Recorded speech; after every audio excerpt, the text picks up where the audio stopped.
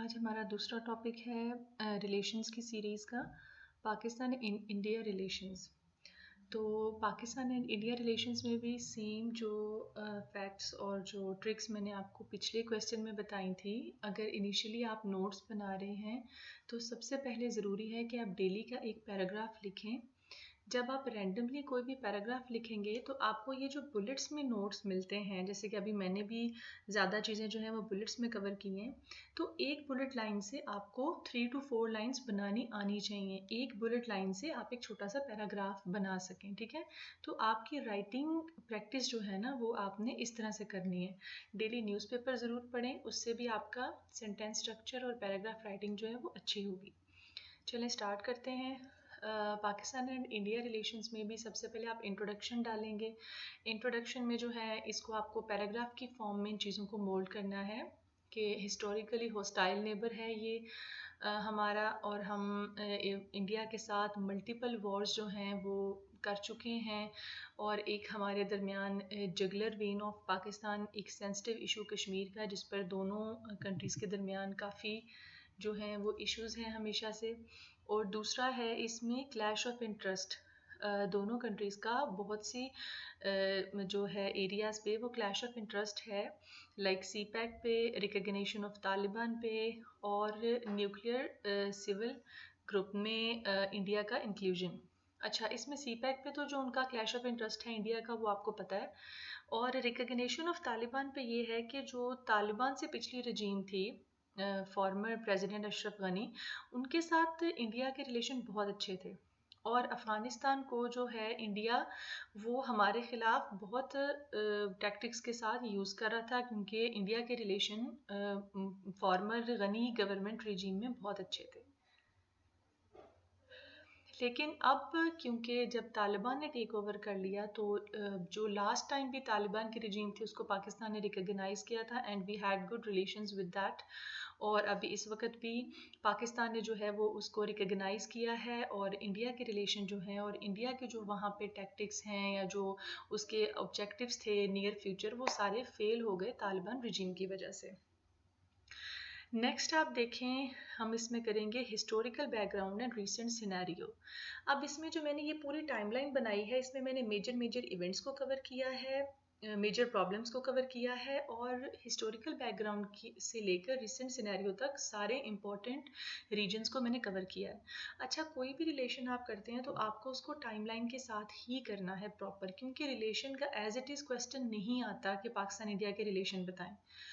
आप जब उसको कम्प्लीटली कवर करते हैं तो उससे आपको क्या फ़ायदा होता है कि रिलेशंस में से क्वेश्चन ज़रूर आता है, जिस भी सेंस में से आएगा वो कश्मीर इशू पे उठा लें, तो अगर आपने पाकिस्तान एंड इंडिया जो है वो विद ड्यूरेशन टाइमलाइन के साथ किया, तो आप कश्मीर इशू पे जो अभी तक पाकिस्तान इंडिया के दरमियान कोई वॉर्स हुई हैं, कोई राइजिंग्स हुई हैं, जो हुई हैं वो आपको पता होगा, ठीक है। आप उस क्वेश्चन को अच्छे से कवर कर सकेंगे। इसी तरह पुलवामा अटैक पे अगर कोई शॉर्ट क्वेश्चन आ जाता है, इवन लॉन्ग भी आ जाता है कि पुलवामा अटैक जो है उसका प्री इंसिडेंट बताएं, और पुलवामा अटैक के बाद पाकिस्तान इंडिया के रिलेशन बताएं, तो उसको भी आप तभी कवर कर सकते हैं अगर आपने टाइमलाइन के साथ पाकिस्तान एंड इंडिया रिलेशन किए हुए हैं, ठीक है।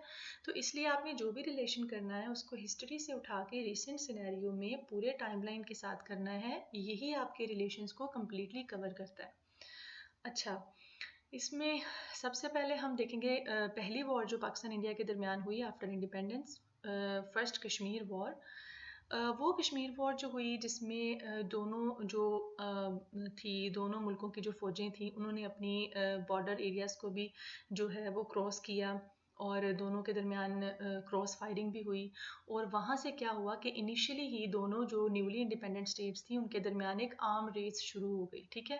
ना कोई जीता ना कोई हारा, but that led an arm race between them, ठीक है। दूसरा जो आप देखें हिस्टोरिकल बैकग्राउंड में, इंडस वाटर ट्रीटी, जब इंडिया ने पहली बार हमारा पानी बंद किया तो उसके नतीजे में इंडस वाटर ट्रीटी जो हम दोनों कंट्रीज़ के दरमियान साइन हुई, और जिसमें क्या था कि कुछ जो हैं वो वाटर एरियाज़, रिवर्स जो हैं वो पाकिस्तान के दे दिए गए, और जो दूसरे हैं वो इंडिया को दे दिए गए और उसमें कुछ रिस्ट्रिक्शंस थी कि इंडिया जो है वो इन पर डैम बिल्ड नहीं करेगा और पाकिस्तान उनके रिवर्स पर बिल्ड नहीं करेगा और कोई कंट्री जो है वो दूसरे के वाटर को रोकने की कोशिश नहीं करेगी। तीसरी जो है 1965 की वॉर, एक मेजर वॉर जिसमें पाकिस्तान ने, वो भी कश्मीर इशू पे ही थी, पाकिस्तान ने इंडिया को कंपेल किया कि आपकी जो इंडियन ऑक्यूपाइड कश्मीर में इंडियन फोर्सेस जो हैं उन्होंने कुछ एट्रोसिटीज़ की और वहाँ पर जो है वो एक्सीड किया उन्होंने, तो पाकिस्तान ने कहा कि आप इससे कंपेल करें और जो आपने इसमें एक्सीड किया है वो अपराइज, और वहाँ पे वो लोग क्या कर रहे थे, अपराइजिंग्स कर रहे थे, टेररिज्म एक्सट्रीमिज्म फैला रहे थे। तो पाकिस्तान ने जब सबसे पहले वहाँ पर आवाज़ उठाई कि इन चीज़ों से आप जो हैं वो स्टेप बैक करें, तो इंडिया ने क्या किया, उस पाकिस्तान के उस चीज़ का रिटेलिएशन जो है वो कश्मीर पर अटैक करके किया। और इंडियन जो आर्मीज़ हैं वो उन्होंने क्रॉस करके पाकिस्तान में आई, ठीक है। ये वाली जो एक फिज़िकल वॉर वाली सिचुएशन बन गई, उसके बाद यूनाइटेड नेशन सिक्योरिटी काउंसिल ने इसको मीडिएशन करके ख़त्म किया और इस टाइम पे इस वॉर पे फिर लाइन ऑफ कंट्रोल जो है उसको फाइनलाइज किया गया कि एक दोनों कंट्रीज़ में से कोई भी लाइन ऑफ कंट्रोल को क्रॉस करने की कोशिश नहीं करेगा। और ये वॉर जो है ये 17 डेज चली।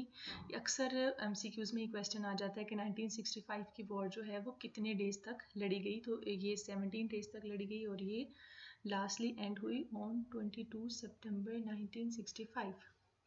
और इसमें जब ये एंड हुई तो उस वक़्त अयूब ख़ान का दौर था, तो अयूब ख़ान ने रशियन मेडिएशन को एक्सेप्ट किया और रशिया ने जो है वो इस वॉर को ख़त्म करवाया ताशकंद डिक्लेरेशन पर।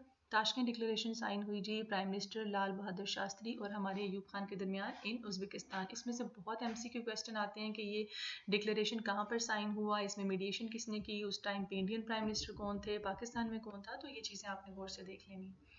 इसके बाद आ जाती है सेकंड इम्पॉर्टेंट वॉर 1971 की वॉर, जिसमें पाकिस्तान ने सरेंडर किया, हमने अपना ईस्ट पाकिस्तान जो है वो हमने खो दिया। और अगर हम इस पर भी इस तरह के एग्रीमेंट्स जो हैं वो वॉर्स के बाद दोबारा से पीस को रिस्टोर करने के लिए करने पड़ते हैं। अगर ये एग्रीमेंट्स ना हो तो कभी भी दोनों कंट्रीज़ के दरमियान बायलैटरल रिलेशंस जो हैं वो रिस्टोर ना हो। तो फिर से एक ऐसा एग्रीमेंट करना था ताकि दोनों मुल्कों के दरमियान जिनका बॉर्डर जो है वो एक दूसरे के साथ है और हम लोगों का कल्चरल, लिंग्विस्टिक और ट्रेड टाइज जो हैं वो बहुत स्ट्रॉन्ग थे। और जब आपके साथ एक बॉर्डर हॉस्टाइल स्टेट होती है तो आपका सर्वाइव करना भी बहुत मुश्किल होता है और आप उसके बगैर भी सर्वाइव नहीं कर सकते, तो बायलैटरल रिलेशंस को पीसफुल रखना बहुत ज़रूरी होता है।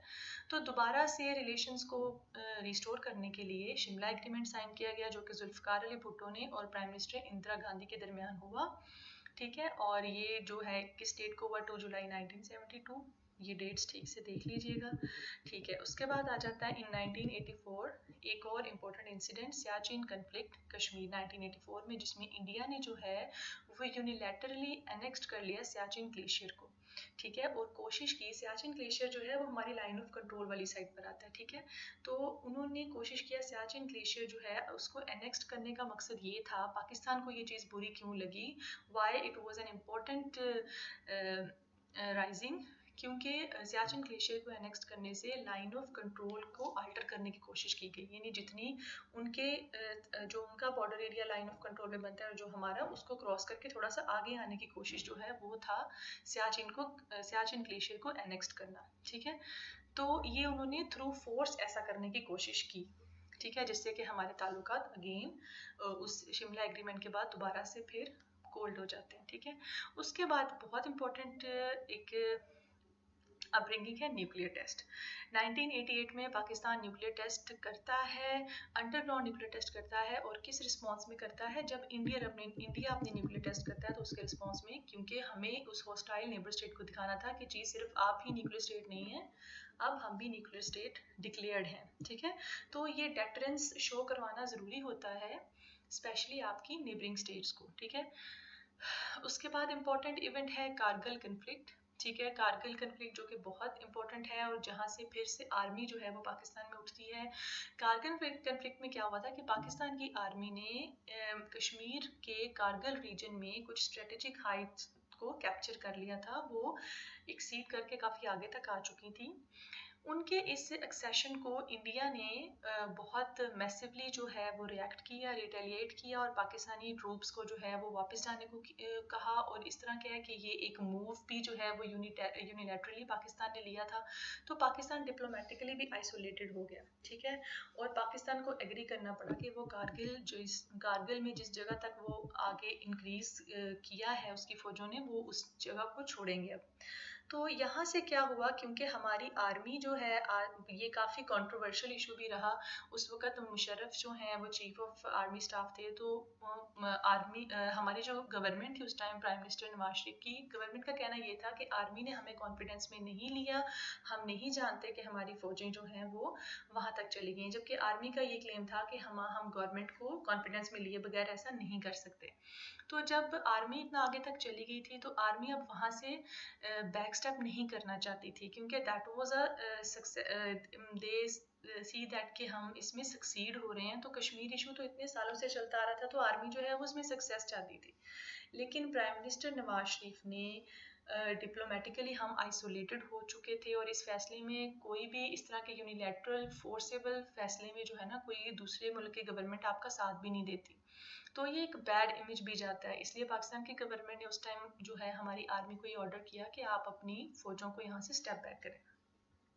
तो वो स्टेप बैक तो किया हमारी आर्मी ने, लेकिन वो जो है एक जो हमारी आर्मी उस टाइम पे एंग्री हुई या उसने इस चीज़ को अपनी हार तस्लीम किया, और हमारे चीफ ऑफ आर्मी स्टाफ ने फिर इस चीज़ को ही आगे बढ़ाते हुए उस वक्त की जो प्रेजेंट गवर्नमेंट थी नवाज शरीफ की, उसको ओवरथ्रो किया, ठीक है। तो ये कारगिल वॉर से ही आगे हमारा सिविल गवर्नमेंट को ओवरथ्रो करने का एपिसोड चलता है, ठीक है। उसके बाद एक और बहुत इंपॉर्टेंट जो है वो इवेंट है attack on Indian parliament in 2001, जिसके अंदर इंडियन पार्लियामेंट के 5 आदमी भी मारे जाते हैं। और इंडिया फिर इस टाइम पर एक्यूज करता है पाकिस्तान को कि ये अटैक जो है वो पाकिस्तान ने करवाया है। तो अगेन हमारे रिलेशन बहुत वर्स्ट हो जाते हैं। और उसके बाद फिर एक और इसी तरह का आता है 2018 में, 8 साल बाद, मुंबई टेररिस्ट अटैक, जिसके अंदर उनके 173 लोग जो है वो मारे जाते हैं और इससे कहीं ज़्यादा ज़ख्मी होते हैं। तो यहाँ पर भी वो एक्यूज़ करता है पाकिस्तान को। उसके बाद गुरदासपुर अटैक 2015, अगेन इंडिया में जो है वो क्रॉस बॉर्डर, इंडिया जो है वो इस अटैक को भी क्रॉस बॉर्डर टेररिस्ट अटैक कहता है कि हमारे बॉर्डर से ये टेररिस्ट अटैक हुआ है। उसके बाद पठानकोट अटैक आ जाता है। इनके जस्ट आपको थोड़ा थोड़ा मेंशन करने हैं 2 लाइंस में, और इसकी एक्यूजेशंस क्योंकि अल्टीमेटली पाकिस्तान को हो रही थी, इसलिए इनको हमें बताना ज़रूरी है कि इन सब सीरीज ऑफ अटैक्स की वजह से पाकिस्तान और इंडिया के रिलेशन बहुत वर्स्ट रहते हैं, ठीक है। पठानकोट अटैक होता है, जो कि इंडिया की पठानकोट एयर बेस है, एक बहुत मेजर एयर बेस, जो कि बहुत ही बुरा अटैक हुआ वहाँ पर और उसके लिए भी पाकिस्तान को एक्यूज़ किया गया। उसके बाद पेम्पोर अटैक, जो कि जून 2016 में होता है, ये भी इंडियन पुलिस फोर्सेस पे होता है, जिसके अंदर उनके 18 इंडियन सोल्जर्स मारे जाते हैं। उस वक्त उनके इंडियन होम मिनिस्टर जो हैं वो ऑफिशियली ये स्टेटमेंट देते हैं कि ये पाकिस्तान ने किया, पाकिस्तान को इसके लिए ब्लेम करते हैं। और उसके कुछ 2016 में ही फिर कुछ माह बाद यूआरआई अटैक होता है। अगेन यूआरआई में भी उनके सोल्जर्स 18 सोल्जर मारे जाते हैं और फिर उनके होम मिनिस्टर जो हैं वो एक ऑफिशियली डिक्लेयर स्टेटमेंट देते हैं that Pakistan is a terrorist state, ठीक है। तो यहाँ से हमारे रिलेशन जो है वो हार्श ही चलते आ रहे हैं। उसके बाद एक और important incident, Indian submarine intrusion into Pakistan waters. तो जी उसी साल नवंबर 2016 में इंडियन सबमरीन जो है वो डिटेक्ट किया जाता है कि वो पाकिस्तान में 40 नॉटिकल माइल्स पाकिस्तानी वाटर्स में इंट्रूड कर चुकी हैं, ठीक है। जिसका कि पाकिस्तान बहुत रिटेलिएट करता है और रेटोरिक रिमार्क्स भी एक दूसरी कंट्रीज़ के, दोनों कंट्रीज़ आपस में एक्सचेंज करते हैं। उसके बाद बहुत इंपॉर्टेंट इंसिडेंट 2016 में एक उससे पहले आता है, कुलभूषण जाधव का कैप्चर होना।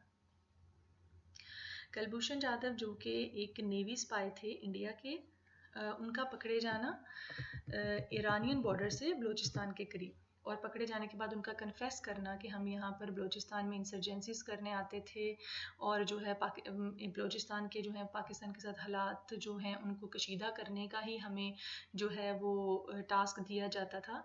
तो ये कन्फेशंस जो हैं ये एक बहुत बड़ी जो है वो एक अपब्रिंगिंग थी इन आप कह लें एक दोनों स्टेट्स के दरमियान, क्योंकि ये कन्फेशन और उसका पकड़े जाना तो ये सारा सीन जो है ये आपको एक पैराग्राफ में लिखना है। ये तो अब काफ़ी पुराना हो चुका है but it is very very important. जब भी इंडिया पाकिस्तान के रिलेशन है तो इसको ज़रूर मेंशन करना है।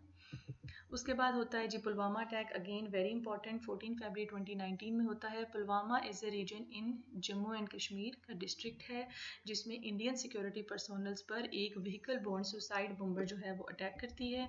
इसके नतीजे में उनके 40 सोल्जर्स जो हैं वो मारे जाते हैं। इंडिया ब्लेम करता है पाकिस्तान को और जैश ए मोहम्मद जो एक टेररिस्ट ऑर्गेनाइजेशन है वो इसकी रिस्पॉन्सिबिलिटी भी क्लेम कर लेती है। इंडिया जो है उनके क्लेम करने के बाद पाकिस्तान का मोस्ट फेवर्ड नेशन का जो स्टेटस है उसको स्क्रैप कर देता है। मोस्ट फेवर्ड नेशन के स्टेटस से क्या होता है कि जब कोई स्टेट किसी दूसरी स्टेट को ये स्टेटस देती है मोस्ट फेवर्ड नेशन का, तो उनको ट्रेड में और बायलेटरल ट्रेड में बहुत सी चीज़ों पर जो है वो लो टैरिफ्स मिलते हैं। ठीक है, ये थोड़ा इकोनॉमिकल टर्म है।